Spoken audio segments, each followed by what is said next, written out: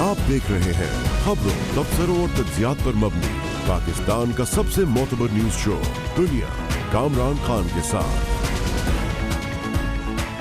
अस्सलाम वालेकुम, मैं हूँ कामरान खान। सन 2018 के जनरल इलेक्शंस के बाद होने वाले ज़िमनी इंतखाबात का सबसे दिलचस्प मुकाबला हफ्ते को रोज़ डस्का में हुआ, जहाँ दूसरी मरतबा होने वाले ज़िमनी इंतखाबात में पाकिस्तान मुस्लिम लीग नून ने PTI को शिकस्त देकर कौमी असम्बली की अपनी नशिस्त बरकरार रखी। NA-75 में नून लीग की नौशीन इफ्तिखार ने 1,10,000 से ज़ायद, जबकि PTI के अली असजद ने 93,000 से ज़ायद वोट हासिल किया और इन्हें तकरीबन 16,500 वोटों से शिकस्त हुई। ज़िमनी इंतखाबात होने के बावजूद वोटिंग का तनासुब 43% रहा। बहुत ही ज़बरदस्त, दिलचस्प, कांटेदार मुकाबला था और यही वजह है कि 16,500 के वोट्स में ये फैसला हुआ है और एक भरपूर अंदाज में तकरीबन 2 लाख लोगों ने इस इलेक्शन में वोट दिया। गर्म मौसम था, कोरोना का ख़तरा था, इसके बावजूद 2,14,000 वोट्स पड़े। 2018 के मुकाबले में नून लीग ने ज़िमनी इंतखाबात में 10,000 से ज़ायद वोट हासिल किए हैं। ये हुकूमत की बहरहाल सियासी शिकस्त है और इसके लिए एक सबक भी है, और ये सबक आंखें खोल देने के लिए काफ़ी है। वज़ीर-ए-आज़म इमरान खान के लिए खुला सबक है कि ज़रा पढ़ लें, अवाम हुकूमती कारकर्दगी से बहुत ज़्यादा खुश नहीं हैं। इसके साथ ही ये मौका भी है कि अभी 2-2.25 साल बाकी हैं, हुकूमत अवाम की तवक्कुआत पे पूरा उतरने की कोशिश करे और कम अज़ कम वो नतीजा रिस्टोर करे जो उसे 2018 में मिला था। आज मरियम नवाज़ ने डस्का में नून लीग की फतह को बड़ी तब्दीली का पेशकदम करार दिया। डस्का की जो ये फतह है पाकिस्तान मुस्लिम लीग नून की, वो सिर्फ एक डस्का की फतह नहीं है, वो बहुत बड़ी तब्दीली का पेश खैमा है। मुस्लिम लीग नून ने ये मुकाबला रियासती ताकत और मशीनरी के साथ किया है, जाली हुकूमत के साथ किया है, इंस्टीट्यूशंस को इस्तेमाल किया। जिस तरह नवाज शरीफ की किरदार कुशी करने की कोशिश की गई, जिस तरह पाकिस्तान मुस्लिम लीग नून को खत्म करने की, उसको दबाने की, उसकी किरदार कुशी की गई, उनके लोगों को अरेस्ट करके तारीख की बदतरीन विक्टिमाइजेशन करके फिर भी जिसको कहते थे उसकी सियासत खत्म हो गई है, उसने लंदन में बैठकर पूरी रियासती ताकत को, मशीनरी को, धांधली को अल्लाह ताला के फजलो करम से हरा दिया। दूसरी जानिब PTI के वज़ीर साइंस और टेक्नोलॉजी फवाद चौधरी का कहना है कि डस्का में नून लीग नहीं जीती बल्कि तहरीक इंसाफ हारी है। उन्होंने ट्वीट किया कि शिकस्त की वजूहात हैं जिनकी जानिब से पार्टी में वो तवज्जो दिलाते रहे हैं। तहरीक इंसाफ को अपनी सफ़े दुरुस्त करनी होंगी, यानी उनके कहने का मतलब ये था कि तहरीक को अपना हाउस इन ऑर्डर करना होगा। पूरी सूरत हाल पर बात करते हैं और इसके लिए हमें ज्वाइन कर रहे हैं जनाब सेनेटर शिबली फराज, वफाकी वज़ीर इत्तलात व नशरियात। बहुत बहुत शुक्रिया शिबली फराज साहब। ये 2018 के जनरल इलेक्शंस के बाद जो ज़िमनी इलेक्शन हुए उसका सबसे इम्पॉर्टेंट, सबसे दिलचस्प ज़िमनी इलेक्शन सियालकोट का डस्का का इलेक्शन है। PTI ये इलेक्शन हार गई और तमाम जो एनालिस्ट हैं उनका ख्याल ये है कि ये एक बहुत इम्पॉर्टेंट पॉलिटिकल स्टेटमेंट है जो पंजाब के क़ल्ब से आया है। देखें कामरान साहब, इसमें तो कोई शक नहीं कि कोई भी इलेक्शन अहम होता है और फिर ख़ास तौर पे एक ऐसा सूबा जो कि पाकिस्तान का सबसे बड़ा सूबा हो और उसमें पिछले 4 दहाइयों से एक ख़ास पॉलिटिकल पार्टी या फैमिली की हुकूमत रही है। उसके बावजूद मैं ये समझता हूँ कि हमें ये सीट जीतनी चाहिए थी, लेकिन जो हमें जो वोट मिले हैं उससे ये भी ज़ाहिर होता है कि हमें थोड़ी सी अगर हमारी तरतीब बराबर होती और थोड़ी सी और मेहनत की जाती तो ये इलेक्शन हम जीत सकते थे। इसके साथ साथ जो हमने देखा जो मरियम ने कहा, तो मैं तो ये समझता हूँ कि शायद इसको उसका क्रेडिट वो लेने की कोशिश कर रही हैं, जबकि मेरा ख़्याल है कि हमज़ा शरीफ ने इस इलेक्शन को ऑर्गेनाइज़ किया था और उसने हैंडल किया था। लेकिन इससे ये भी ज़ाहिर होता है कि जो प्रोपेगेंडा और जो एक नैरेटिव चला रहे थे पंजाब में पाकिस्तान मुस्लिम लीग नून, वो तो उसको तो शिकस्त हुई। वो इस तरह से हुई शिकस्त के 92,000 वोट कोई मामूली वोट नहीं होते हैं। या तो ये होती जिस तरह के ये तस्वीर कशी कर रहे थे हमारी हुकूमत की, उस हिसाब से तो हमारी ज़मानत ज़ब्त होनी चाहिए थी, लेकिन हमें वोट काफ़ी तादाद में पड़े और ये जो 20,000 या 19,000 का जो फ़र्क है, ये जो है तो एक ज़रा बेहतर हिकमत अमली इलेक्शन की اس سے جو ہے تو ہم اس کو عبور کر سکتے تھے. لیکن میسج تو ظاہر ہے کہ جب بھی کوئی الیکشن چاہے کتنی ووٹوں سے آپ کیوں نہ ہارے ہوں, اس کی جو ہے تو کانسیکوینسز بھی ہوتے ہیں, اور اس کو جو ہے تو دیکھنا بھی چاہیے کہ کیا وجوہات ہیں جس کی وجہ سے ہم یہ الیکشن ہار گئے. شبلی فراز صاحب کہ یہ ایک مڈ ٹرم الیکشن ہوا ہے اور اس کا بڑا امپورٹنٹ میسج ہے, پنجاب نے میک اور بریک کرنا ہوتا ہے, تو یہ اب ڈیپینڈ کرتا ہے کہ آئندہ کی جو آپ کی کارکردگی ہے, یہ جو 16,500 ووٹ کا فرق ہے یہ بڑھ جاتا ہے آپ کی خراب کارکردگی کی وجہ سے, حکومت کی کارکردگی کی وجہ سے, حکومت پنجاب کی کارکردگی کی وجہ سے, مہنگائی کی وجہ سے, یا یہ کہ یہ جو چھوٹا سا ڈفرنس ہے یہ آپ عبور کر لیتے ہیں اور آئندہ کا الیکشن جیت جاتے ہیں. تو سب کچھ جو ہے یہ آئندہ کی 2.25 سال کی آپ کی کارکردگی پہ ڈیپینڈ کرتا ہے. اس کی تیاریاں ہیں اور اس الیکشن سے سبق سیکھ رہے ہیں پی ٹی آئی. درست کہا آپ نے خان صاحب, آپ نے بالکل درست کہا. کوئی بھی الیکشن اور پھر خاص طور پہ پنجاب میں اور جو ڈفرنس سے جس سے ہم ہارے ہیں, تو اس سے ہمیں یہ سوچنا چاہیے, اور ظاہر ہے کہ ہم اس پہ زیادہ فوکس کریں گے, اور جو حلقے کی سیاست ہے اس میں زیادہ ہمارے جو پنجاب گورنمنٹ ہے وہ زیادہ اس میں اپنی محنت کرے گی اور لوگوں کو اپنی طرف راغب کرنے کی کوشش کرے گی.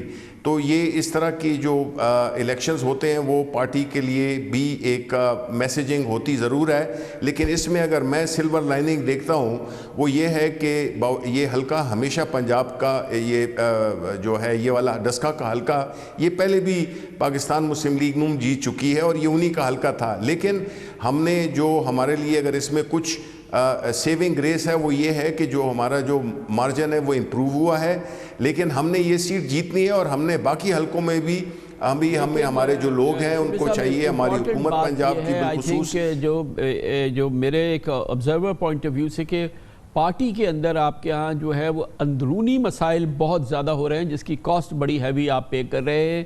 یہاں پر بھی ہم نے دیکھا کہ آپ کی پارٹی ڈیوائیڈڈ تھی اور مختلف گروپس مختلف انداز سے آپریٹ کر رہے تھے, آپ کو اچھی طرح سے پتہ ہے. آپ اس سے پہلے کے پی میں نوشہرہ کا الیکشن ہارے ہیں, وہ بھی ایک بڑا ایک امپورٹنٹ انڈیکیشن تھی کہ وہاں پر بھی آپ کی پی ٹی آئی کے اندر ڈفرینسز ہیں, گروپس بنے ہوئے ہیں.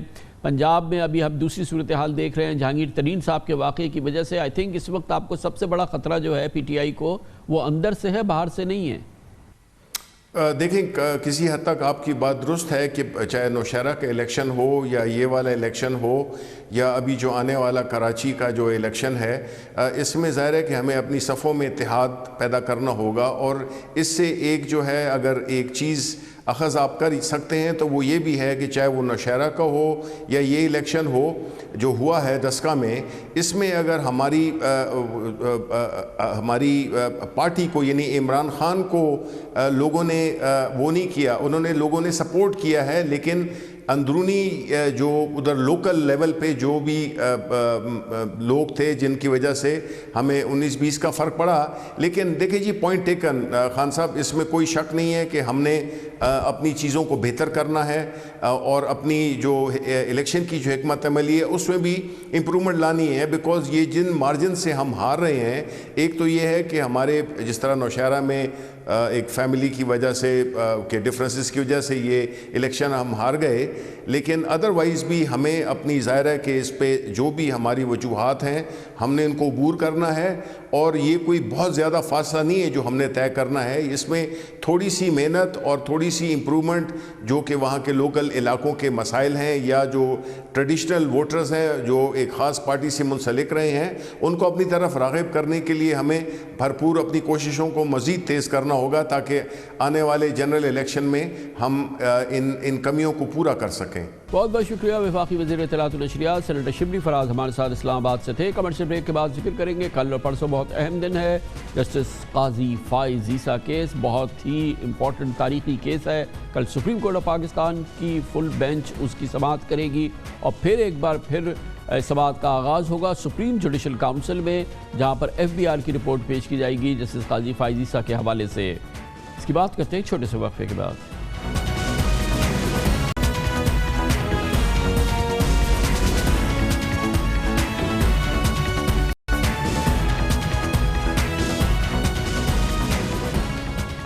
ہر لحاظ سے سپریم کورٹ آف پاکستان میں اور سپریم جوڈیشل کاؤنسل میں زیر سماعت جسٹس قاضی فائز عیسیٰ کیس پاکستان کی عدلیہ کی تاریخ کا تاریخی کیس ہے۔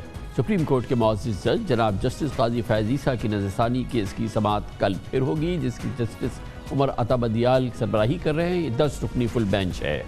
پرسوں یعنی کہ day after tomorrow chief justice of Pakistan جناب جسٹس گلزار احمد کی سربراہی میں سپریم جوڈیشل کاؤنسل کے چیئرمین FBR کی جانب سے بھجوائی گئی اسی حوالے سے رپورٹ کا جائزہ لے گی۔ آپ کو یاد ہوگا گزشتہ سال جون میں سپریم کورٹ کی 10 رکنی بینچ جس کی سربراہی جسٹس عمر عطا بندیال کر رہے تھے، اپنے آرڈر میں قرار دیا تھا کہ FBR کی رپورٹ پر جسٹس قاضی فائز عیسیٰ کے خلاف کارروائی سپریم جوڈیشل کاؤنسل کے لیے لازم نہیں ہے۔ سپریم جوڈیشل کاؤنسل FBR کی رپورٹ کا جائزہ لے کے جسٹس فائز عیسیٰ کے خلاف کارروائی کرے یا نہ کرنے کا فیصلہ کر سکتی ہے، مگر یہ پرسوں ہی پتہ چلے گا۔ سپریم جوڈیشل کاؤنسل کے سربراہ چیف جسٹس آف پاکستان جناب جسٹس گلزار احمد ہیں، جبکہ ان کے ساتھ سپریم کورٹ کے سینئر ترین ججز جسٹس بشیر عالم، جسٹس عمر عطا بندیال اور ہائی کورٹس کے سینئر ترین ججز ہیں چیف جسٹس اسلام آباد high court justice Athar Minallah, chief justice Sindh high court justice Ahmed Ali Shaikh. بتایا جا رہا ہے کہ جسٹس عمر عطا بندیال نے اس کیس میں خود کو سپریم جوڈیشل کاؤنسل سے علیحدہ کر لیا ہے۔ جسٹس فائز عیسیٰ کی جانب سے سپریم کورٹ کے فیصلے کے خلاف نظر ثانی کی اپیل دائر کی گئی تھی، جس کی سماعت کل جسٹس عمر عطا بندیال کے سربراہی میں فل کورٹ کرے گی۔ اس کیس کی سماعت کی لائیو کوریج چاہتے ہیں جسٹس فائز عیسیٰ اور ان کی جانب سے اس کے لیے درخواست دی گئی تھی، جس پر 18 مارچ کو اسی 10 رکنی بینچ نے فیصلہ محفوظ کیا تھا۔ دوران سماعت جسٹس فائز عیسیٰ نے عدالت سے جلد فیصلہ سنانے کی استدعا بھی کی تھی، جس پر بینچ کے سربراہ جسٹس عمر عطا بندیال نے ریمارکس دیے تھے کہ وہ بھی چاہتے ہیں کہ بینچ میں شامل جسٹس منظور ملک کی ریٹائرمنٹ سے پہلے نظر ثانی اپیل کی سماعت مکمل ہو جائے۔ گویا کہ یہ عین ممکن ہے کہ اس ماہ میں اس حوالے سے فیصلہ آ جائے۔ آپ کو بتائیں کہ جسٹس منظور ملک اس ماہ کی 30 تاریخ کو اپنے عہدے سے ریٹائر ہو جائیں گے۔ اس تاریخی کیس کے حوالے سے بات کرنے کے لیے ہم نے دعوت دی ہے پاکستان کے نامور سینئر قانوندان جناب بیرسٹر عابد زبیری ہمارے ساتھ موجود ہیں۔ بیرسٹر صاحب، بہت امپورٹنٹ ہر لحاظ سے تاریخی کیس ہے جسٹس قاضی فائز عیسیٰ کا، اور یہ اب کافی عرصے کے بعد یہ سپریم جوڈیشل کاؤنسل میں دوبارہ یہ معاملہ اس کی سماعت ہوگی۔ ہمیں نہیں پتہ کیا ہوگا، لیکن بتایا گیا ہے کہ روسٹر میں ہے پرسوں سپریم جوڈیشل کاؤنسل کا اجلاس ہے، اور جس میں کہ یہ FBR کی رپورٹ پیش کی جائے گی۔ اس کے بعد سپریم جوڈیشل کاؤنسل فیصلہ کرے گی کہ فردر پروسیڈ کرنا ہے، یعنی گو کہ جج صاحب کی اپیل جو ہے نظر ثانی کی وہ سپریم کورٹ پہ چل رہی ہے۔ بسم اللہ الرحمن الرحیم۔ شکریہ کامران خان صاحب۔ دیکھیے، بالکل آپ نے وجہ فرمایا، اس جو 10 رکنی بینچ کا فیصلہ تھا، میجورٹی جو ڈیسیجن تھا، آپ کو یاد ہوگا 19 جون کا، اس کے اندر یہ کہا گیا تھا کہ اس سپریم جوڈیشل کاؤنسل رپورٹ آنے پہ FBR کے اپنا ایکشن لے سکتی ہے، جبکہ آپ کو پتہ ہے کہ قانون کے تحت اس رپورٹ کی جس کے اندر فائن بھی لگایا گیا ہے، ہمیں رپورٹ کی ابھی میری نظر سے تو نہیں گزری، میرے خیال سے وہ پبلک نہیں کی گئی ہے، لیکن اس کے اندر جو باتیں آئی ہیں وہ تو بعد میں ہی پتہ لگیں گی جب وہ کھل کے سامنے آئے گی۔ لیکن اس وقت جو ایشو یہ ہے کہ اس کی اپیل میں نے سنا ہے کہ دائر کر دی گئی ہے۔ اگر اس کی اپیل دائر گئی، اس کا اپنا ایک پروسیس ہوتا ہے under the income tax ordinance, جس کا بعد میں ریفرنس لائی کرتا ہے ٹو دی ہائی کورٹ، اور ہائی کورٹ سے naturally one can appeal to the supreme court. اب مجھے دیکھنا یہ ہے کہ کل کی نظر ثانی کیس جو ہے اس میں کیا فیصلہ ہوتا ہے، وہ جو آپ فرما رہے تھے لائیو ٹرانسمیشن کا، اور آپ نے جیسے فرمایا جسٹس منظور ملک صاحب ریٹائر ہو جائیں گے 30 اپریل کو، کہ وہ لوگ اس کے سماعت کو کتنی جلدی اس کا اختتام کرتے ہیں، اور پھر 14 تاریخ کو یہ کیس فکسڈ ہے before the supreme judicial council, تو اس پر دیکھنا ہے کہ وہ اب آپ نے خود فرمایا کہ اس میں جسٹس عمر عطا بندیال صاحب نے اپنے آپ کو ریکیوز کر لیا اس کیس سے، تو اب یہ 4 ممبران جو رہ جائیں گے ان کے اوپر ان پر مبنی ہے کہ وہ کیا آیا اس رپورٹ کو پڑھنے کے بعد، یا اس کا انتظار کریں کہ اس کی اپیلیٹ پروسیجر ختم ہو جائے، یا اس کے اوپر کیا ایکشن لیں گے۔ اچھا، بہرحال اب کیونکہ قیاس ہے، اندازہ ہے کہ جسٹس منظور ملک ریٹائر ہو رہے ہیں، جج صاحب نے خود بھی کہا ہے کہ اس کا جلد فیصلہ ہو، شاید اس ماہ کے اندر اس کا فیصلہ ہو جائے، تو پھر تو یہ معاملہ دوبارہ فل فلیجڈ ہوگا تو سپریم جوڈیشل کاؤنسل میں پہنچ جائے گا۔ دیکھیں، نظر ثانی کی آپ کو پتہ ہے ویسے بھی اسکوپ جو ہوتا ہے قانون کے تحت بڑا لمیٹڈ ہوتا ہے۔ جو آدمی اپلائی کرتا ہے نظر ثانی کے لیے، اس کو دکھانا ہوتا ہے کہ کوئی ایرر ہے which is apparent on the face of the record. اب یہ جسٹس فائز عیسیٰ صاحب کو دکھانا پڑے گا کہ اس کے اندر کیا غلطیاں ہیں، اور وہ آیا جو باتیں جو وہ کہہ رہے ہیں وہ سپریم کورٹ نے ان کو نہیں، اس کے ری ہیئرنگ آف دا کیس نہیں ہوگا۔ اور دیکھیے، اگر جج صاحب کوشش میں نے سنا ہے کہ یہی ہے کہ وہ اس کو فیصلہ کر دیں 30 اپریل اپریل سے پہلے, اور ہو سکتا ہے اگر ایک جج صاحب معزز جج صاحب ریٹائر بھی ہو جائے تو کیس پھر بھی چل سکتا ہے, وہ 9 لوگ سنیں گے اس کو. تو اس پہ ڈپینڈ کرتا ہے کورٹ کے اپنے اوپر مبنی ہے کہ وہ کتنا ٹائم دیتے ہیں. عموماً ریویو کیسز میں اتنا ٹائم نہیں لگتا سر, کیونکہ ان کا آپ کو دکھانا پڑتا ہے کہ کیا ایرر ہے. اگر وہ دکھانے میں کامیاب ہو جا سکتے ہیں تو پھر وہ اس کو دوبارہ ہیئرنگ کے لیے فکس کیا جائے گا case before the larger bench. وہ سنیں گے اس کو کہ ہاں یہ اگر ریویو بنتا ہے, اگر نہیں بنتا تو وہ جو نظر ثانی درخواست ہے وہ خارج کر دی جائے گی. اس صورت میں معاملہ پھر سپریم جوڈیشل کاؤنسل میں جائے گا اور پھر وہاں سے سپریم جوڈیشل کاؤنسل میں, آپ کو یاد ہوگا آپ نے خود فرمایا کہ سپریم جوڈیشل کاؤنسل میں انہوں نے پہلے ہی بھیج دیا. ریویو میں کوئی سٹے نہیں ہوا. دیکھیں یا تو آپ سٹے لے لیتے کہ جی جب تک یہ ریویو چلا نظر آتا ہے آپ سٹے کر دیں سپریم جوڈیشل کاؤنسل کا جو پروسیڈنگس انٹل دیٹ ٹائم کہ آپ یہ فیصلہ کرتے ہیں. اس طرح کا میرے علم میں نہیں ہے کہ کوئی اس طرح کی درخواست آئی جس پہ اس لارجر بینچ نے کوئی حکم امتناعی جاری کیا ہو. اچھا, اس میں بھی بڑا یہ کہ سب سے غیر معمولی جو بہت ساری چیزیں غیر معمولی ہیں جو شاید کبھی نہیں ہوئی ہیں کہ جج صاحب سپریم کورٹ کے جج صاحب ان کا معاملہ ہے وہ خود اپنا کیس پلیٹ کر رہے ہیں, انہوں نے اپنے وکیل منیر ملک صاحب کو اس حوالے سے فارغ کر دیا ہے. یہ بھی ایک بہت ہی ایک ایکسٹراڈنری چیز ہے. پھر یہ ہے کہ جی کہ کیس کی لائیو سماعت ہو, کل شاید اس کا فیصلہ آ جائے گا کیونکہ ریزرو ہو چکا ہے. تو یہ ہر کئی لحاظ سے بہت ہی ایکسٹراڈنری کیس ہے. بالکل سر, یہ بالکل ایکسٹراڈنری کیس ہے کہ ایک سپریم کورٹ کے جج پورا, دیکھیے میں سمجھتا ہوں یہ جو کیس کی نوعیت ہے پوری جوڈیشری انڈر اسکروٹنی ہے سر اس کے اندر. اب اس میں یہ دیکھنا ہے کہ ججز, دیکھیے میں ڈے ون سے جیسے آپ کے سامنے پچھلے پروگرام آپ نے بھی فرمایا کئی موقعوں پہ کہ انڈیپینڈنس آف جوڈیشری پہ یہ کیس کا کیا انحصار ہوتا ہے. کیا یہ ججز جو ہیں وہ رول آف لاء کے تحت یا کانسٹیٹیوشن کے تحت اپنا کام کر سکیں گے یا نہیں کر سکیں گے. اس میں میرے خیال سے یہ ایشو صرف جسٹس عائشہ کی ذات تک محیط نہیں رہ گیا ہے. اس میں سارا ایشو ہے کہ پوری جوڈیشری انڈر ٹرائل ہے اس کے اندر. اب یہ دیکھنا ہے کہ جوڈیشری خود اس کا کیسا فیصلہ کرتا ہے, کیونکہ آپ دیکھیے اس میں بڑا ایشو یہ ہے کہ اکاؤنٹیبلٹی کا ایک پروسیس ہے.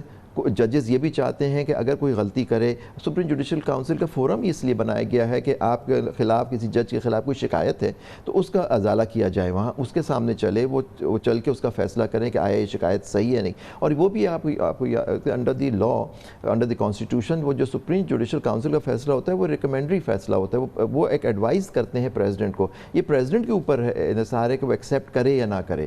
تو اس پہ ابھی سب یہ چیزیں دیکھنی ہیں, یہ کل کے بعد پتہ لگے, اور 14 کے بعد کہ وہ پروسیڈنگز کو سپریم جوڈیشل کاؤنسل کس طرح سے آگے لے کے چلتی ہے. اور اس میں یہ چیز کہ یہ لائیو کوریج ہو تو یہ تو ایک بہت ہی, اگر عدالت اجازت دیتی ہے تو یہ تو ایک اسپیکٹیکل ہوگا جو کہ شاید کبھی دیکھنے میں نہیں آیا, اور اس طرح کی کوئی چیز ہوتی ہے. میں سمجھتا ہوں دیکھیں ہمارے یہاں ویسے بھی عدالت جو ہوتی ہے اوپن ہوتا ہے مطلب کہ ہر کوئی ان کیمرہ پروسیڈنگز نہیں ہو رہی ہوتی ہیں, کوئی بھی کورٹ کے اندر آ سکتا ہے, لیکن نیچرلی اس کی لائیو کوریج نہیں ہو رہی ہوتی, ٹی وی کیمراز وغیرہ نہیں لگے تھے. میں سمجھتا ہوں کہ کچھ چیزوں کا ڈیکورم اور اس کی انٹیگریٹی کے لیے میں سمجھتا ہوں کہ یہ کچھ چیزیں لائیو نہیں ہونی چاہیے. مطلب وہ کورٹ کے اوپر ہے, نیچرلی میں ان کا فیصلہ میں خود تو نہیں کر سکتا, لیکن میں سمجھتا ہوں کہ اس کو وہیں اسی طرح وہاں چلنا چاہیے تاکہ وہاں اس کا فیصلہ ہو سکے. وہ بھی اوپن کورٹ ہے, کوئی بھی جا کے دیکھ سکتا ہے, میں اور آپ جا سکتے ہیں سر, اس کے اندر کوئی روک تو نہیں رہا ہمیں. تھینک یو سو مچ, بہت بہت شکریہ جناب بیرسٹر عابد زبیری ہمارے ساتھ موجود تھے. کمرشل بریک, اس دوران نیوز ہیڈ لائنز دیکھیں, جس کے بعد ہم اپنے پروگرام کے باقی کے ساتھ واپس آتے ہیں.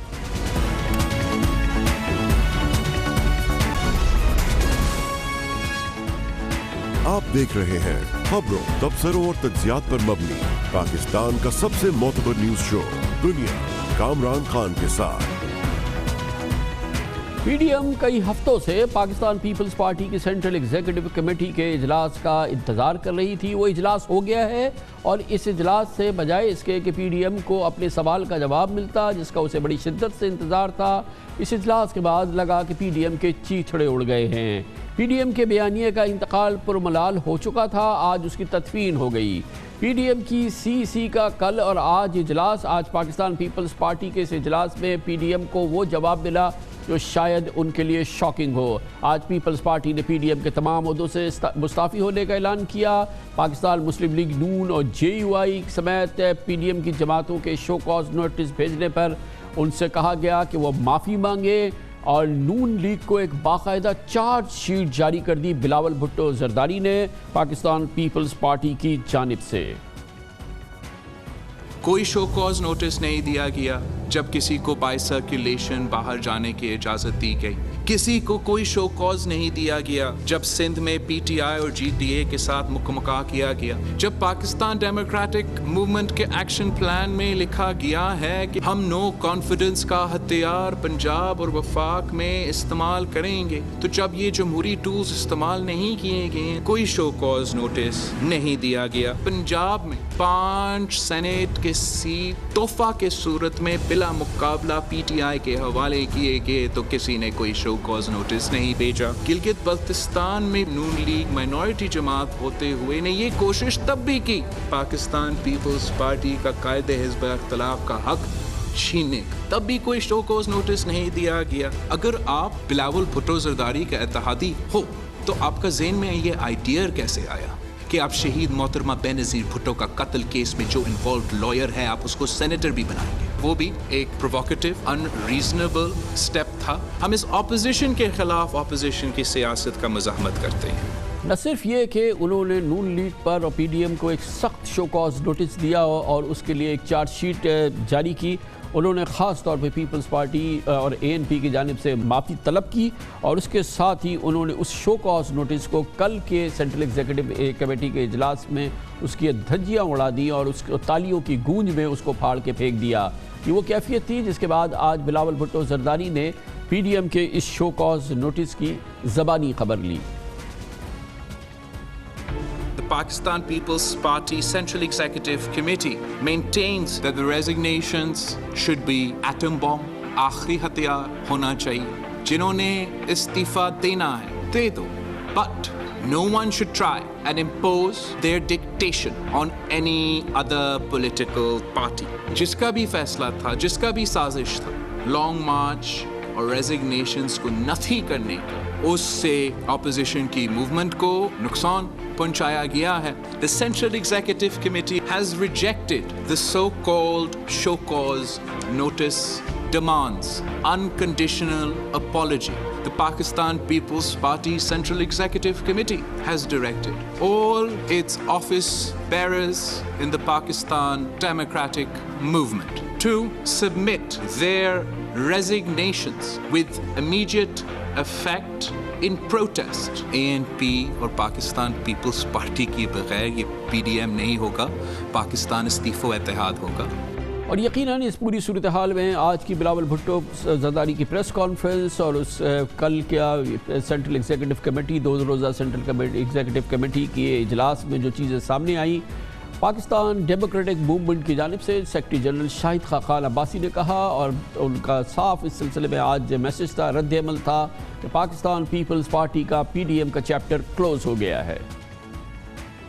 اگر وہ اس جو ہم نے وضاحت طلب کی تھی اس کا جواب اس وضاحت کے خط کو پھاڑنے میں ہے, یہ ان کا جواب ہے کہ تمہارا خط پھاڑ کے میں پھینک رہا ہوں, پھر میرا بھی جواب یہی ہے کہ خدا حافظ, تو پھر ان کی جگہ نہیں ہے پی ڈی ایم کے اندر. میری یہ رائے ہے جو پارٹی اپنے زبان سے پھر جائے, جس پر ہم اعتماد نہ کر سکیں, اس کی پی ڈی ایم میں گنجائش نہیں ہے. معافیاں کس بات, یہ مزہ کا خیز باتیں نہیں کرنی چاہیے. بلاول صاحب ایک پارٹی کے چیئرمین ہیں, یہ ذوالفقار علی بھٹو اور بے نظیر کی پارٹی, ذمہ داری سے بات کرنی چاہیے, یہ اس طرح کے تماشے نہیں لگانے چاہیے. اس پر مزید گفتگو کریں گے. ہمارے ساتھ موجود ہیں پاکستان مسلم لیگ نون کے چوٹی کے رہنما, پنجاب کے سربراہ جناب رانا صلاح اللہ خان. بہت بہت شکریہ خان صاحب. یہ فرمائیے گا کہ آج بلاول بھٹو زرداری نے نہ صرف یہ کہ وہ شو کاز نوٹس اس پر معافی طلب کی ہے نون لیگ سے, پی ڈی ایم سے, بلکہ انہوں نے کل اس کی دھجیاں اڑا کے پھینک دی ہیں. اور یہ وہ اجلاس ہے جس کا بڑا شدت سے آپ لوگوں کو انتظار تھا, جس میں کہ آپ کو پیپلز پارٹی نے جواب دینا تھا. آپ کے خیال میں جواب آ گیا ہے یا ابھی آپ منتظر ہیں اس جواب کا, یا پی ڈی ایم کے اجلاس میں آپ ان سے جواب مانگیں گے؟ نہیں دیکھیں, یہ پیپلز پارٹی نے جو آج اپنا موقف پیش کیا ہے یہ بالکل متوقع تھا, اور یہ ساری جو ہے یہ آفٹر تھاٹس ہیں. اس کی وجہ یہ ہے کہ پیپلز پارٹی نے جب باپ کے ووٹوں سے جو ہے وہ سینٹ میں لیڈر آف دی اپوزیشن کی پوزیشن کو جو ہے وہ کیپچر کیا, تو وہ اعتماد کھو چکی تھی پی ڈی ایم کا یا ان جماعتوں کا جنہوں نے 20 سپٹمبر 2020 کو حکومت مخالف ایک ایجنڈا سیٹ کیا تھا, اور اس سلیکٹڈ ٹولے کے خلاف عوام کے حق حاکمیت کے حصول کے لیے اور فری اور فیئر الیکشن کے لیے جدوجہد کرنے کا جو ہے وہ فیصلہ کیا تھا. تو اس کے بعد یہ متوقع تھا کہ پیپلز پارٹی جو ہے وہ بجائے اس کے کہ وہ اپنے اس عمل سے پیچھے ہٹے، وہ کوئی ایسا ہی جو ہے وہ ڈرامہ کرے گی اور خود کو جو ہے وہ پی ڈی ایم سے علیحدہ کرے گی. پی ڈی ایم کی جو 8 جماعتیں ہیں وہ اپنے موقف پہ، اپنی جدوجہد پہ قائم ہیں، اور انشاءاللہ تعالیٰ ان کا عنقریب سربراہی اجلاس ہوگا، اور اس میں ایک بڑا ہی بھرپور احتجاجی پروگرام جو ہے وہ طے کر کے اس کٹ پتلی جعلی حکومت کے خلاف جو ہے وہ مہم جو ہے وہ یہ پہلے پاکستان سے زیادہ پیپلز پارٹی کو اور اے این پی کو باقاعدہ فارغ کیا جائے گا پی ڈی ایم سے، ان کو نکال دیا جائے گا، کیا ہوگا؟ کیونکہ یہ دونوں جماعتیں جو ہیں یہ یقیناً اس موقف کے ساتھ نہیں کھڑی جس موقف کے ساتھ آپ کھڑی ہیں، تو اب اس کا آپ کھڑے گا، اس کا باقاعدہ اعلان ہوگا کہ ان جماعتوں کو فارغ کر دیا گیا؟ نہیں، میرا خیال ہے خان صاحب کہ وہ فارغ ہو چکی ہیں، اب ان کو فارغ کرنے کی جو ہے وہ ضرورت ہی نہیں ہے. جس دن وہ سنجرانی صاحب کے پاس جا کے بیٹھے تھے، وہ اسی لمحے اس سیاست سے، اس جدوجہد سے، اس بیانیے سے جو پی ڈی ایم کا بیانیہ ہے اس سے وہ فارغ ہو چکے تھے. اب اس کے بعد عملی طور پہ پی ڈی ایم جو ہے وہ اس کا اعلان کرتی یا وہ اعلان کرتے تو میں سمجھتا ہوں کہ اچھا کیا انہوں نے خود ہی جو ہے وہ اعلان کر دیا ہے. تو اب اس میں اعلان کے اوپر اعلان کرنے کی ضرورت نہیں ہے. اچھا، لیکن بہرحال پی ڈی ایم کی آپ کو کیا لگتا ہے کہ یہ جو بھی فیصلہ کرے وہ پچھلے یہ جو جب سے پی ڈی ایم قائم ہوئی 20 ستمبر سے لے کے اب تک، تو پیپلز پارٹی کا یہ موقف اب کہیں جا کے تبدیل ہوا ہے یا شروع سے یہ ایک اسکیم کا حصہ تھا یا کیا ہوا ہے؟ کیونکہ پیپلز پارٹی کہتی ہے ہم تو اپنے موقف پہ قائم رہے، ایک سازش ہوئی ہے اور اس سازش کے تحت جو ہے اس کی انہوں نے پوری آج چارج شیٹ جاری کی ہے نون لیگ کی، کہ نون لیگ اس سازش کا حصہ تھی اور جس کی وجہ سے یہ پی ڈی ایم جو ہے اس کا جو موٹیو تھا وہ بری طرح سے متاثر ہوا ہے. نہیں خان صاحب، یہ ساری جو باتیں انہوں نے کی ہیں یہ آفٹر تھاٹس ہیں. انہوں نے کبھی بھی جو ہے وہ سربراہی میٹنگ میں کبھی بھی ان باتوں کا ذکر نہیں کیا کہ جی فلاں موقع پہ یہ ہوا، فلاں موقع پہ یہ ہوا. یہ ساری آفٹر تھاٹس ہیں. بہت بہت شکریہ رانا ثناء اللہ خان صاحب ہمارے ساتھ موجود تھے. اس پورے ماحول کا اور اس اہم ڈیولپمنٹ کا اب انڈیپینڈنٹ تجزیہ حاصل کرتے ہیں. ہمیں جوائن کر رہے ہیں پاکستان کے ممتاز سینئر صحافی نیوز اینالسٹ جناب محمد مالک ہمارے ساتھ لاہور سے موجود ہیں. بہت بہت شکریہ محمد مالک صاحب. پاکستان میں اپوزیشن الائنس یا اپوزیشن کا حزب اختلاف کا اب آپ کو مستقبل کیا نظر آتا ہے آج کے بعد؟ کامران، میرا خیال ہے ان کا مستقبل تو کافی دن پہلے ہی ڈسکرائب ہو گیا تھا، بڑا ایویڈنٹ ہو گیا تھا. اور اگر آج جو شاہد خاقان عباسی صاحب کا میں انٹرویو سن رہا تھا اس کے بعد تو کچھ بھی نہیں رہ گیا. انہوں نے صاف کہا، انہوں نے کہا کہ اگر میں نے سیکرٹری جنرل کی حیثیت سے خط لکھا تھا پی ڈی ایم کی اور اگر بلاول صاحب نے اس کو پھاڑ کے پھینک دیا ہے تو پھر ہماری طرف سے بھی خدا حافظ سمجھیں. انہوں نے کیٹیگوریکلی کہا ہے کہ جی میں ریکمینڈ کروں گا بالکل کہ یہ پی ڈی ایم سے فارغ ہیں، اور اگر انہوں نے واپس آنا ہے تو اعتماد بحال کریں. اور لیکن پی ڈی ایم سے تو بلاول نے آج اپنے آپ کو خود فارغ کر لیا ہے. انہوں نے تو خود کہا کہ ہم کسی بھی عہدے میں نہیں ہیں. انہوں نے اپنے تمام لوگوں سے وہ کیا، وہ تو خود کر چکے. کل انہوں نے پی ڈی ایم سے فارغ کیا جب انہوں نے اس کو ریزہ کر دیا. اس سے پہلے انہوں نے پی ڈی ایم کو فارغ کیا جب انہوں نے کہا کہ نو استعفے، نتھنگ وٹ ایور. تو یہ کہا ابھی شاہد خاقان عباسی صاحب تو شاید آخر تک انتظار کرتے رہے کہ شاید کسی راستے سے واپس آ جائے. نہیں کہ ریئلسٹکلی تو ختم ہو گیا ہوا پی ڈی ایم. اب تو ایک شیل کمپنی جس طرح کہتے ہیں نا ہمارے ملک میں، وہ شیل کمپنی بڑا اچھا لفظ سب کو آ گیا سمجھ. اب یہ ایک شیل کمپنی رہ گئی ہے. آج بھی بلاول کا انہوں نے عہدوں سے بندے اپنے واپس لے لیے، لیکن ہم ابھی تک پی ڈی ایم میں ابھی ہیں. یہ کون سا پی ڈی ایم اب رہ گیا ہے؟ پیپلز پارٹی اور نواز لیگ کھل کے آمنے سامنے آ گئے ہیں. شاہد خاقان سینئر ترین بندے ہیں پی ایم ایل این کے، وہ ریپرزینٹ کرتے ہیں مریم کی تھنکنگ کو، نواز شریف صاحب کی تھنکنگ کو. اس کے بعد جو انہوں نے ٹکا کے کہہ دیا، انہوں نے کہا کہ جی ان سے بلکہ پوچھا گیا کہ رانا ثناء اللہ صاحب کہہ رہے تھے کہ اگر گیلانی صاحب چھوڑ دیں اپنا عہدہ تو پھر شاید یہ ختم ہو سکتی بات. انہوں نے اس پہ بڑی سختی سے انہوں نے کہا رانا ثناء اللہ کون ہوتے ہیں، وہ پی ڈی ایم کی بات نہیں کر سکتے. تو وہاں پہ تو اتنی سخت اب لائنیں کھنچ گئی ہیں کہ پریکٹیکلی تو دیر از نو پی ڈی ایم. اب کاغذوں پہ پی ڈی ایم جتنا مرضی عرصہ چلتا رہے. دیکھیے 9 جماعتیں ہم سنتے ہیں, 10 جماعتیں ہم سنتے ہیں. جماعتیں تو اس میں 3 تھیں, ایک پیپلز پارٹی ہے, ایک پی ایم ایل این ہے, اور ایک مولانا صاحب ہیں. مولانا صاحب فراش ہوئے میں, ان کو سمجھ نہیں آ رہی ہو کیا رہا ہے. یہ دونوں پارٹیز علیحدہ ہو گئی ہیں. پیپلز پارٹی کا مطلب ہے ایک صوبہ بھی نکل گیا, ایک پوری جماعت نکل گئی. اب پی ڈی ایم کون سا پی ڈی ایم؟ لیکن مالک صاحب اس کا مطلب یہ ہے کہ شروع سے لگ رہا تھا, ہم آپ جیسے لوگ سب یہ کہہ رہے تھے کہ Zardari sahab took them for a ride, Nawaz Sharif sahab, Maryam bibi, Maulana Fazal ur Rehman کو, and they allowed them to be ridden, کہ بھائی ٹھیک ہے. اور کیا یہ اتنے بے وقوف تھے, ان کو پتہ نہیں تھا کہ ان کے ساتھ کیا ہو رہا ہے؟ نہیں کامران, مجھے ایک بات بتائیں. میری کل بھی بات ہو رہی تھی بہت سینئر لیڈرز پیپلز پارٹی والے, انہوں نے کہا جی آپ لوگ سارے ہمیں کہتے ہیں کہ وی ٹک دیم آف رائٹ. وہ کہتے ہیں جی بتائیں ہم اپنے کس بیان سے ہٹے ہیں؟ ہم نے پہلے دن کہا الیکشن میں حصہ لیں, ہم نے پہلے دن کہا بائی الیکشن میں حصہ لیں, ہم نے پہلے دن کہا کہ سینٹ کے الیکشن میں حصہ لیں, چیئرمین کا لیں, اور اس کے بعد ووٹ آف نو کانفیڈنس پہلے پنجاب میں کریں, پھر نیشنل اسمبلی میں کریں, اور اگر یہ تمام چیزیں ناکام ہو جائیں پھر سڑکوں پہ آ جائیں. وہ کہتے ہیں ہم تو اپنی جگہ سے ہلے ہی نہیں ہیں, اور ان کی اس بات میں وزن ہے. ٹیکنیکلی پیپلز پارٹی کا سٹانس یہی تھا. آپ اور ہم سارے یہ کہتے تھے بالکل کہ دیکھیں یہ دیکھنا نہیں چاہتے سرٹن چیزیں, پیپلز پارٹی نہیں چھوڑے گی.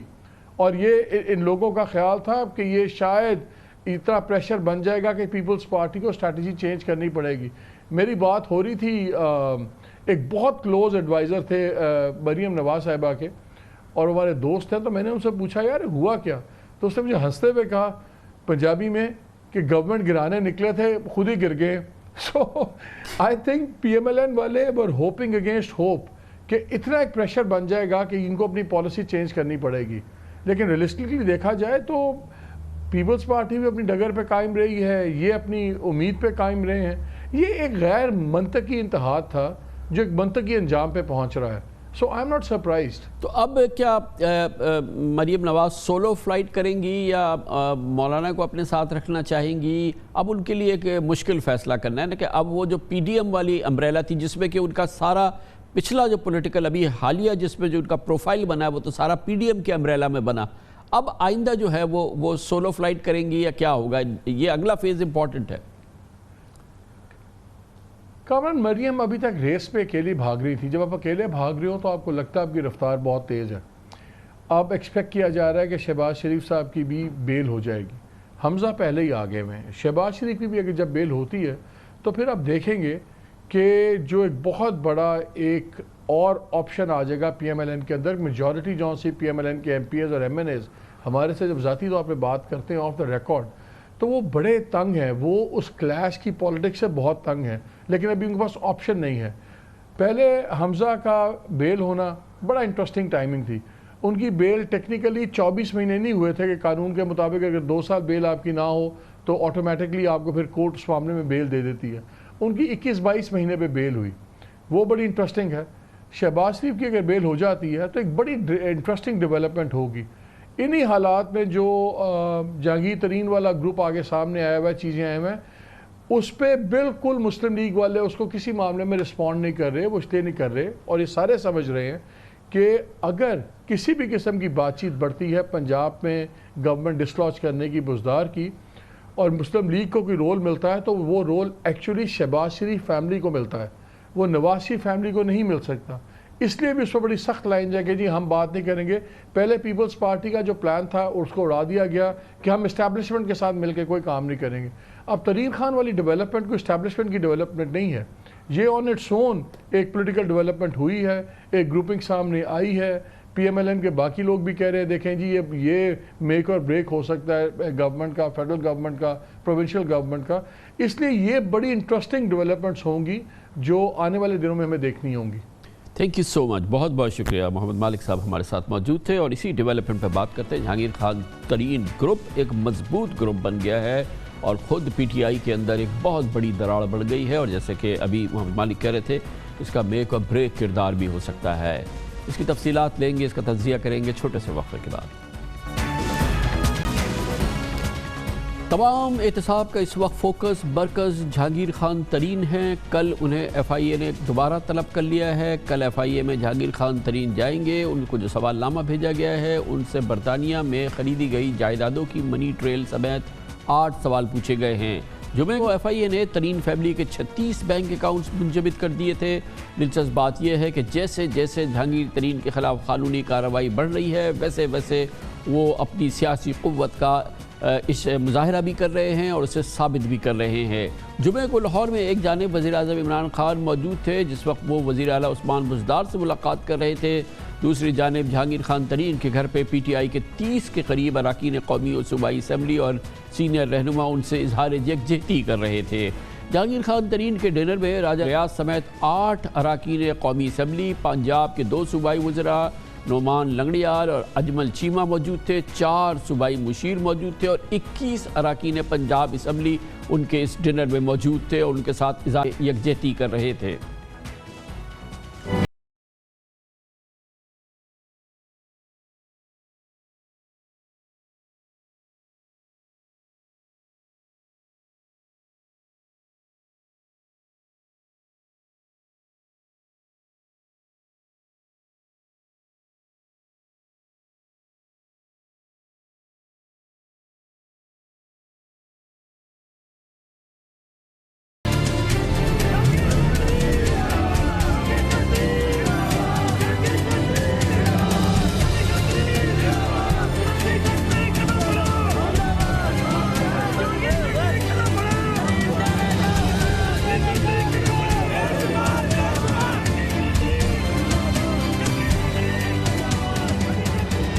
इम्पॉर्टेंट बात है कि शाही में PTI के जिन 30 अरकान कौमी और सूबाई असम्बली और मुशीरों ने शिरकत की उन्होंने नताइज के परवाह किए बगैर जहांगीर तरीन का साथ दिया और PTI के इन्हीं 30 अरकान असम्बली ने अपने दस्तखत के साथ वज़ीर-ए-आज़म इमरान खान को एक खुला ख़त लिखा जिसमें एक नुकाती एजेंडे पर तवज्जो दिलाई कि जहांगीर तरीन को निशाना बनाया जा रहा है।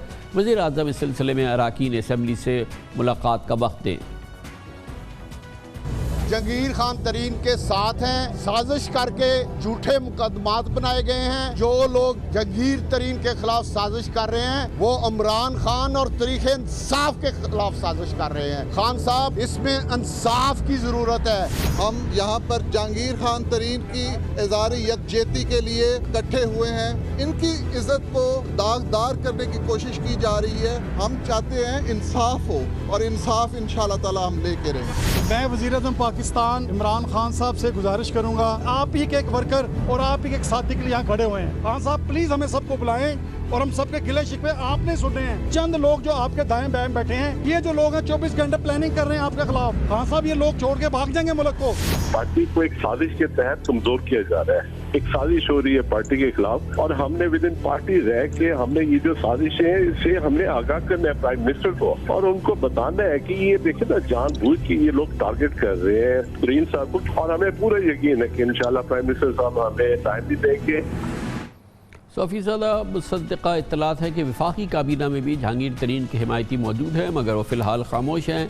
लेकिन गैर एलानिया तौर पर जहांगीर तरीन के हामियों पर मुश्तमिल PTI का अब एक मुबैना हम ख्याल ग्रुप बन चुका है। अहम बात यह भी है कि जहांगीर तरीन ने दावत में PTI के तमाम अरकान कौमी असम्बली और सेनेटर्स को मदऊ नहीं किया था, सिर्फ इंतहाई करीबी दोस्तों को बुलाया था। यानी मुबैना हम ख्याल ग्रुप बनने का तासुर गलत नहीं। आइंदा चंद रोज़ में वफाकी वज़रा समेत मज़ीद अरकान असम्बली इस हम ख्याल ग्रुप के साथ हो सकते हैं, एलानिया हो या प्राइवेटली हो। लेकिन बहरहाल जहांगीर तरीन का अपना एक वज़न है और अपोजिशन की जमातें इस पूरी सूरत हाल को इंतहाई दिलचस्पी से देख रही हैं और शायद उनकी ख्वाहिश हो कि वो अपनी जानिब राग़िब कर सके। आज इस सिलसिले में एक अहम बयान दिया मरियम नवाज शरीफ ने। जब तक आप जहांगीर तरीन साहब का नमक खा रहे थे, जब तक आप जहांगीर तरीन साहब का जहाज इस्तेमाल कर रहे थे, जब तक आप जहांगीर तरीन साहब के खर्चे पे ऐश कर रहे थे, उनके पैसों पर ऐश कर रहे थे, जब तक आप उनकी गाड़ियां, उनके घर, उनकी हर चीज़ इस्तेमाल कर रहे थे, उस वक्त तक वो शुगर माफिया नहीं थे। और आज अचानक आपको याद आ गया कि वो शुगर माफिया हैं, उन पर मुकदमात बनाना याद आ गया। तो मैं सिर्फ ये कहना चाहती हूँ इनके तमाम साथियों को कि इससे इबरत सीखें اور میں ان کو بھی جہانگیر ترین صاحب کو حضرت علی رضی اللہ تعالیٰ عنہ کا یہ قول یاد کرانا چاہتی ہوں جس میں انہوں نے یہ کہا تھا کہ جس پر احسان کرو اس کے شر سے بچو۔ بہت ہی اہم سیاسی پیش رفت ہے، اس کا جائزہ لیتے ہیں۔ ہمارے ساتھ موجود ہیں ہمارے سینئر تجزیہ کار، ہمارا مقبول پروگرام اختلافی نوٹ ہوسٹ کرتے ہیں جناب حبیب اکرم ہمارے ساتھ موجود ہیں۔ حبیب اکرم صاحب یہ بتائیے گا کہ جس قسم کا یہ صورتحال ڈیولپ ہو رہی ہے اور یہ جہانگیر ترین جو گروپ یا ہم خیال گروپ جو ہمیں نظر آ رہا ہے، اس کا بھی ہمیں خیال ہے کہ یہ شاید اس سے بھی کہیں بڑا ہو سکتا ہے، یہ کتنا بڑا یہ سیاسی خطرہ ہے پی ٹی آئی کی موجودہ صورتحال کے لیے اور خود خان صاحب کے لیے کتنا پوٹینشیل ہے اس میں کہ یہ ایک بہت ہی مشکل صورتحال ڈیولپ ہو جائے عمران خان صاحب کے لیے؟ خان صاحب اس خطرے کا اندازہ یوں لگائیے کہ پنجاب حکومت جن ووٹوں پہ کھڑی ہے ان کی تعداد ہے 14 اور اس وقت 20 ایم پی ایز جو ہیں 20 سے زیادہ ایم پی ایز جو ہیں وہ جہانگیر خان ترین صاحب کے ساتھ ہیں۔ گویا جہانگیر خان ترین صاحب کو وہ حیثیت حاصل ہو گئی ہے کہ اگر وہ چاہیں تو ایک نیا اتحاد کو تشکیل دے لیں یا کسی اتحاد کا حصہ بن جائے تو پنجاب کی حکومت گر سکتی ہے۔ اسی طرح اگر ایم این ایز کی بات کی جائے تو لاسٹلی جب عمران خان صاحب نے اعتماد کا ووٹ لیا تھا تو انہیں اعتماد کا ووٹ ملا تھا 178 اراکین سے، تو 178 اراکین میں سے صرف اگر آپ 7 اراکین ایک طرف کر لیں تو باقی رہ جاتے ہیں 171 جو ان کی وزارت عظمیٰ کو قائم رکھنے کے لیے کافی نہیں ہے کیونکہ 172 کی اکثریت چاہیے۔ تو لہٰذا یہ دو گروپ اپنی موجودہ صورت میں ہی اتنا خطرناک ہو چکا ہے کہ اگر یہ کسی دوسری پارٹی کے ساتھ یا پی ڈی ایم اگر ہوتی یا پی ڈی ایم نما کسی چیز کے ساتھ ملتا ہے تو یہ حکومتیں دونوں کی دونوں پنجاب میں بھی اور وفاق میں بھی بڑے آرام سے گر سکتی ہیں۔ اور یہ بات بھی طے ہے نا حبیب اکرم صاحب کہ یہ گروپ صرف یہ نہیں ہے، اس میں مزید لوگ بھی ہیں اور ہم اچھی طرح سے جانتے ہیں کہ سینٹ میں بھی ہیں، کابینہ وفاقی کابینہ میں بھی ہیں اور شاید مزید کچھ لوگ ہو اور اگر مزید موبلائز کریں ترین صاحب تو یہ گروپ تو بہت بڑا گروپ بن سکتا ہے۔ خان صاحب میری معلومات یہ ہے کہ 15 ایسے لوگ ہیں اس وقت پنجاب اسمبلی میں مزید جو کسی نہ کسی طریقے سے رابطے میں ہیں اور کم از کم ان میں سے ایک وزیر بھی ہے جو خاصا عمران خان صاحب کے قریب رہنے کا جسے خاصا قریب رہا ہے۔ اس کے علاوہ کچھ 2 وزراء ہیں جو وفاق میں ہیں اور 8 ایم این ایز ہیں جن کی بات کی جا رہی ہے کہ وہ جہانگیر خان ترین کے ساتھ ہیں۔ اور اگر موجودہ کابینہ میں بھی دیکھا جائے تو میری معلومات یہ ہے کہ فواد چودھری صاحب نے اپنے مخصوص انداز میں نہ صرف میڈیا پر بات کی بلکہ پارٹی کے اندر بھی بات کی اور عمران خان صاحب کے سامنے بھی بات کی کہ ہمیں جہانگیر خان ترین کے ساتھ کسی نہ کسی صورت میں ریکنسائل کرنا چاہیے۔ ابھی میں آپ کو یہ بھی بتا دوں خاصا کہ چند دن پہلے بلکہ 3 دن پہلے جب ان پارٹی کے لوگ یعنی جہانگیر خان ترین پارٹی آپ اسے کہہ سکتے ہیں اس گروپ کے لوگوں نے جب وزیر اعظم سے درخواست کی کہ آپ ہمیں ملے اور ایک تحریری درخواست دی تو اس کے بعد سے وزیر اعظم ہاؤس کے سے بھی کچھ رابطہ ہوا اور کچھ درمیانی دوستوں نے بھی رابطہ کرنے کی کوشش کی۔ اگرچہ وزیر اعظم سے جو وزیر اعظم کے دفتر سے ہونے والا رابطہ تھا وہ نچلی سطح کا تھا، اس کا تو کوئی جواب جہانگیر خان ترین کے گروپ نے نہیں دیا، لیکن جو درمیانی دوست ہیں ان کی طرف سے مسلسل رابطے کیے جا رہے ہیں اور وہ کوشش کر رہے ہیں کہ کسی نہ کسی صورت میں ان کی ملاقات ہو جائے تاکہ یہ جو معاملہ ہے جو خاص طور پر وفاق میں خان صاحب کے لیے خطرہ بن رہا ہے اس خطرے کا ازالہ کیا جا سکے۔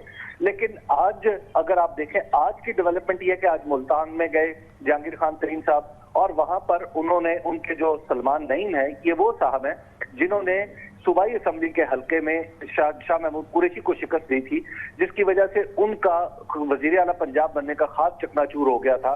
تو سلمان نعیم صاحب نے بالکل مرکز شہر میں ان کو عشائیہ دیا تو اس عشائیے کی صورت بھی ایسی بنتی نظر آئی کہ جس میں جو وہ شاید کوئی جلسے کا گمان ہو یا کسی کارنر میٹنگ کا گمان ہو۔ بہت شکریہ جناب حبیب اکرم ہمارے ساتھ موجود تھے۔ کمرشل بریک اس کے بعد ذکر کریں گے پاکستان میں بہت عجب سما ہے، ڈالر کی بے قدری ہم نے اس انداز کی نہیں دیکھی ہے، ڈالر مسلسل اپنی قدر کھو رہا ہے، دوسری جانب مارکیٹ میں ڈالر خریدنے والے نہیں ہیں، ڈالر بیچنے والے مسلسل اپنے ڈالر بیچ رہے ہیں اور اسی صورتحال میں پاکستان میں ڈالر کی سطح اور جو اس کی قدر ہے تقریباً 9% گر چکی ہے پچھلے چند مہینوں کے دوران۔ اس کی تفصیلات لیتے ہیں اور فارن ایکسچینج مارکیٹ کی نبض پہ ہاتھ رکھتے ہیں ایک چھوٹے سے وقفے کے بعد۔ پاکستانی روپیہ ڈالر کے مقابلے میں مستحکم تو ہو رہا ہے، مسلسل مستحکم ہو رہا ہے، مگر ہمارے ملک میں پاکستان میں نے ڈالر کی ایسی بے قدری نہ دیکھی نہ سنی جو آج کل ہم دیکھ رہے ہیں۔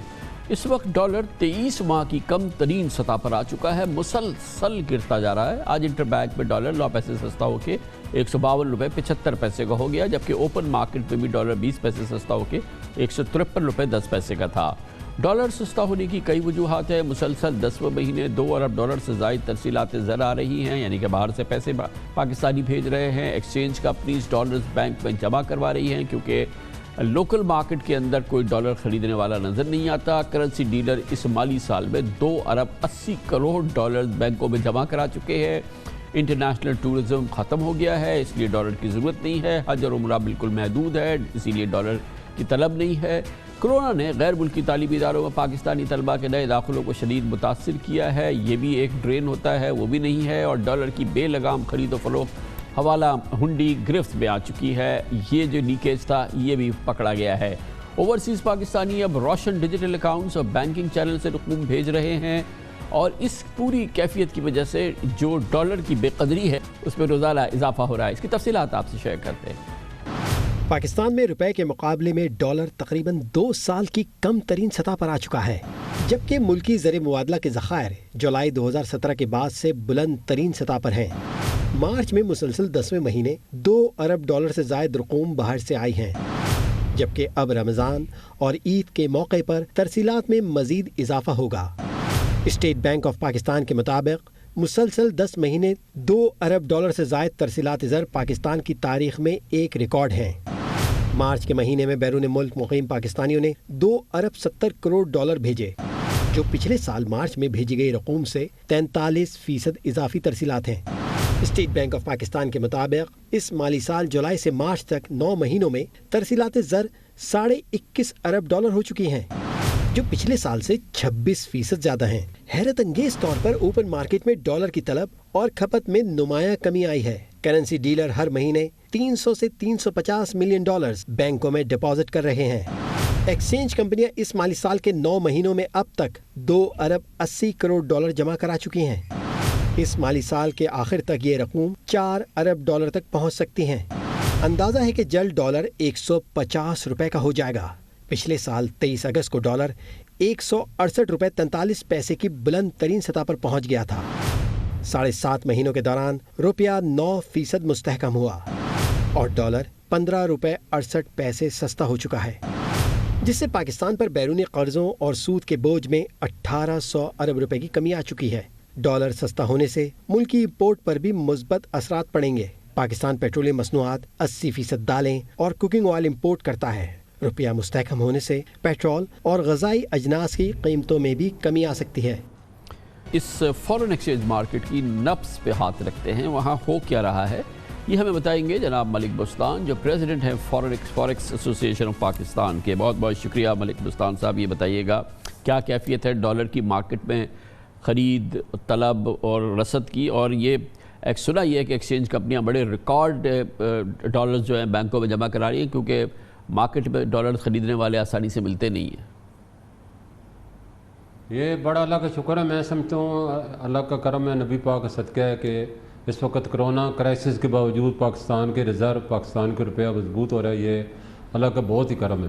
اور اس میں ایکسچینج کمپنیوں کا بڑا عام رول ہے۔ پچھلے 2 سال میں ایکسچینج کمپنی نے تقریباً 8 ارب ڈالر انٹر بینک میں سلنڈر کیے ہیں، اور ہر مہینے 300-400 ملین ایکسچینج کمپنی کے تھرو انٹر بینک میں آ رہا ہے، جس کی وجہ سے پاکستان کے ریزرو بھی بڑھے ہیں اور پاکستان کا روپیہ بھی مضبوط ہو رہا ہے، اور میں سمجھتا ہوں آنے والے دن میں مزید مضبوط ہوگا۔ اور اس میں اوورسیز پاکستانیوں کا بڑا رول ہے، جو اس وقت 25 ارب ڈالر سے زیادہ پاکستان میں اپنی ریمیڈنس بھیج رہے ہیں، اور میں سمجھتا ہوں پاکستان اس وقت ریمیڈنس میں نمبر 4 پوزیشن میں آ گئی۔ پاکستان کے لیے بڑے اعزاز کی بات ہے۔ نمبر 1 پہ انڈیا ہے، نمبر 2 پہ چائنا ہے، نمبر 3 پہ فلپائن ہے، اور 4 پہ پاکستان ہے۔ اس طرح روشن ڈیجیٹل نے بڑا سہارا دیا ہے، یہ حکومت کی پالیسی بڑی کامیاب رہی ہے۔ اس وقت تقریباً 1 لاکھ سے زیادہ اکاؤنٹ کھل چکے ہیں، 100 کنٹری سے اکاؤنٹ کھلے ہیں، اور 800 ملین سے زیادہ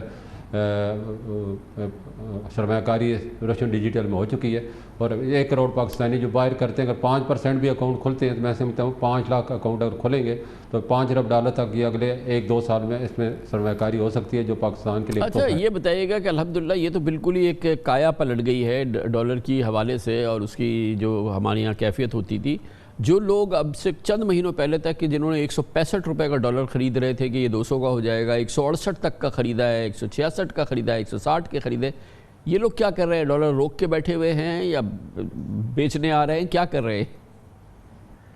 میں سمجھا آپ ہولڈ کریں گے تو اور نقصان ہی کریں گے. جن لوگوں ہم نے آج سے 2 سال پہلے وزیر اعظم پاکستان صاحب سے میٹنگ کی تھی اور انہوں نے کہا کہ آپ فارن ایکسچینج کا کام کرتے ہیں, فارن ایکسچینج کی کمی آپ ہمیں فارن ایکسچینج دیں, اور اس وقت سے لے کر ابھی تک 8 ارب سے زیادہ ڈالر ہم دے چکے ہیں. اور اس کے بعد ہم نے قوم سے اپیل کی میڈیا پہ, پرنٹ میڈیا پہ, کہ ہم نے قوم سے کہا کہ آپ پاکستانی روپے میں سرمایہ کاری کریں, روپے میں کریں تو اس سے آپ کو فائدہ بھی زیادہ ہے اور ملک کو بھی فائدہ ہے, ڈالر کی بجائے آپ پاکستانی. تو لوگوں نے ہماری اس اپیل پہ لبیک کہا, اور اللہ کا شکر اس دن سے لے کر آج تک روزانہ 8 سے 10 ملین ڈالر ڈیلی پبلک ہمارے کاؤنٹروں پہ سلنڈر کرتی ہے. اس میں اوور پاکستانی بھی ہیں اور یہاں کے لوکل سرمایہ کار بھی ہیں.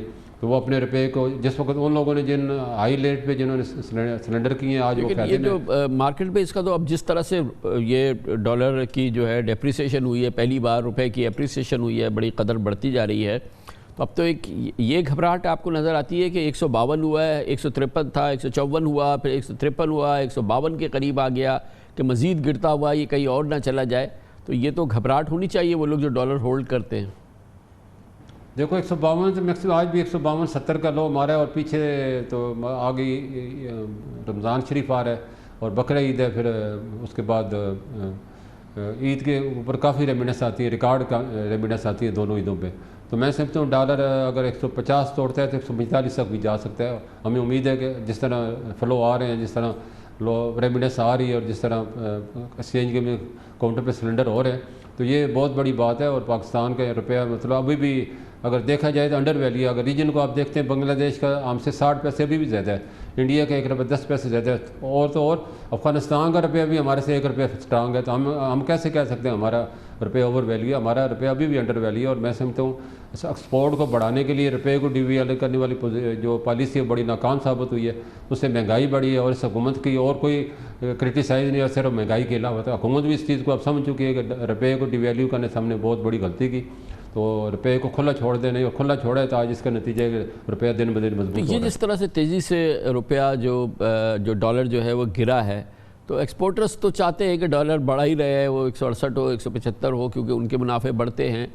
مگر جو ہم امپورٹ کرتے ہیں اس کے لیے ہمیں بہت بڑا فائدہ ہے کہ اگر یہ 14-15 روپے جو ہے وہ ڈالر کی قیمت میں کمی آ گئی ہے, تو یقیناً یہ ہماری امپورٹس کے لیے بہت زبردست ہے, فائدہ مند ہے ہمارے لیے. تو کیا مارکیٹ کے جو ایکسپورٹرز امپورٹرز کیا ان کا کیا ریاکشن ہے اس صورتحال پہ؟ دیکھو جی اثر تو نہیں پڑتا اگر وہ پلاننگ سے چلیں گے. 4 مہینے کی فارورڈ بکنگ ہوتی ہے ہر کنسائنمنٹ کی. اگر فرض کی ایکسپورٹر ہے, آج اس نے کوئی ڈیل کی ہے, 4 مہینے میں اس نے سامان بھیجنا ہے, تو 4 مہینے 6 مہینے تک ایون اس کو سہولت ہے کہ 6 مہینے میں وہ اپنی فارورڈ بکنگ کر سکتا ہے, تو اپنے آپ کو سیو کر سکتا ہے. لیکن اب وہ اس امید پہ کہتے ہیں کہ ڈالر کا ریٹ بڑھے گا اور پھر میں جا کے اپنی سلنڈر کروں گا, تو پھر نقصان ہی اٹھاتا ہے. امپورٹر کا بھی یہی حال ہے, جب وہ اپنے امپورٹ کرتے لگتے ہیں تو 6 مہینے تک 4 مہینے تک اس کو ایل سی کی سہولت ہوتی ہے. تو وہ لوگ کیا کرتے ہیں, ایک قسم کا سٹے ہی ہوتا ہے, وہ چانس لیتے ہیں. کیونکہ پچھلے 2008 میں ڈالر کا ریٹ 160 تھا, اور بڑھتے بڑھتے جو ہے 2020 تک 170 تک گیا. تو لوگوں کو امید نہیں تھی کہ کس طرح پاکستانی روپے واپس بھی ہو سکتا ہے. تو یہ اللہ کا کرم ہوا ہے کہ روپے نے یو ٹرن مارا ہے, تو آج کہاں پہنچے. ذرا ایک اور بتائیے ایک چیز کہ ہمارے لیے ایک بہت بڑا مسئلہ جو تھا اب سے کچھ مہینوں پہلے تک, سال پہلے تک, 2 سال پہلے تک, کہ وہ حوالہ ہنڈی کا کام تھا. بے پناہ پیسے جو ہے حوالے ہنڈی سے لوگ دبئی میں پراپرٹیز خریدتے تھے, یہاں سے رشوت لے کے باہر بھیج دیتے تھے. یہ ساری چیزیں جو تھی, بہت ساری یہ چیزیں جو ہے یہ ہنڈی اور حوالے کے ذریعے ہوتی تھی. پھر یہ ایف اے ٹی ایف کی سختیاں آئی ہیں. اس مارکیٹ کا کیا حال ہے؟